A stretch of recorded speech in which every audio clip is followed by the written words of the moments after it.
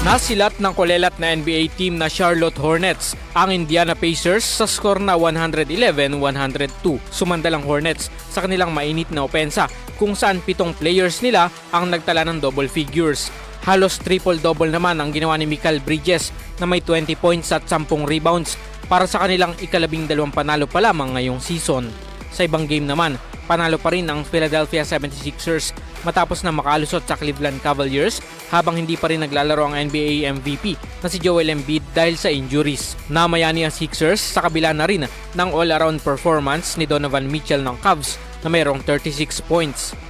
Ang isa pang kulelat na San Antonio Spurs ay na-upset naman ang Toronto Raptors matapos na tambakan sila sa score na 122-99. Nagtala ang rookie sensation na si Victor Wembanyama ng triple-double performance na kakaiba dahil sa pamamagitan nito ng 27 points, 14 rebounds at 10 blocks.